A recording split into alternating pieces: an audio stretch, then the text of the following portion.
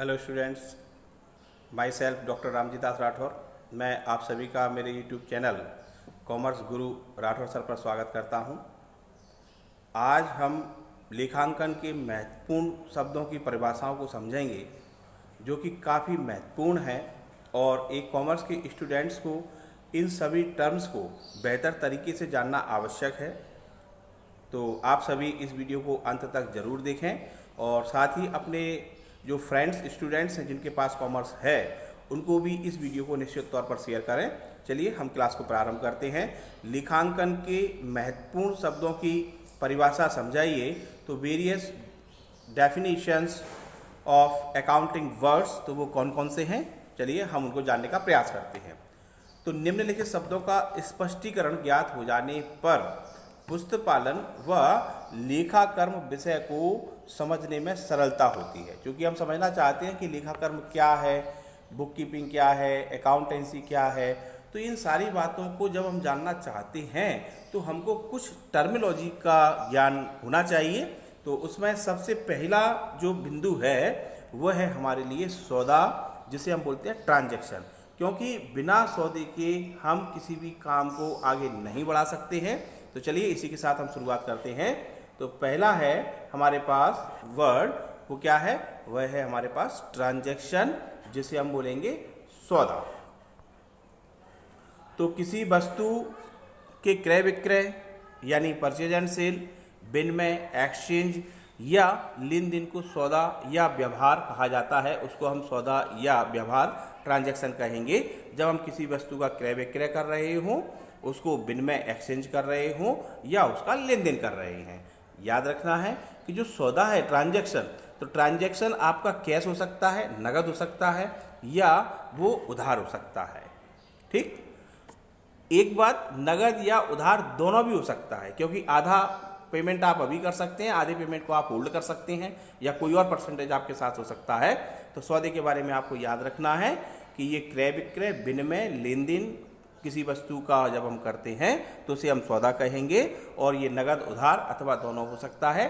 For instance, Mohan को 500 रुपये का माल बेचा, तो ये क्या है, ये आपका एक ट्रांजैक्शन है। सेकंड वन, एसेट्स, संपत्तियां।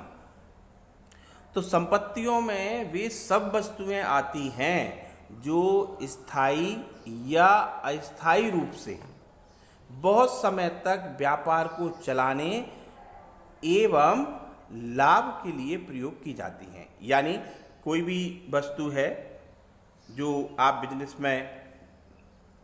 बिजनेस को इफिशिएंटली चलाने के लिए, रन करने के लिए लॉन्ग टर्म तक, लंबे समय तक स्थायी या अस्थायी रूप से प्रयोग करते हैं या लाभ के लिए प्रयोग करते हैं, तो वो आपकी संपत्ति है और व्यापार चलाने में ये सहायता करती हैं। जैसे आपकी भूमि, लैंड, बिल्डिंग, मशीन, कैश, तो ये सारी की सारी चीज़ें आपकी क्या हैं, संपत्तियां हैं और इनको हम बोलेंगे एसेट्स। देन नेक्स्ट जो डेफिनेशन है वह है हमारी ट्रेड, व्यापार के बारे में।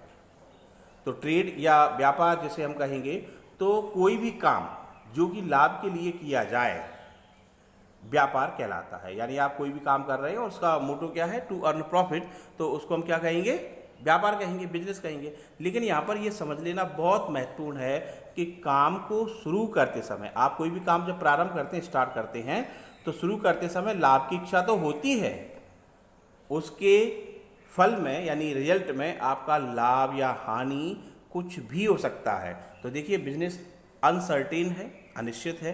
आप श्योरिटी के साथ नहीं कह सकते कि आपने जो बिजनेस स्टार्ट किया है उसमें लाभ ही होगा।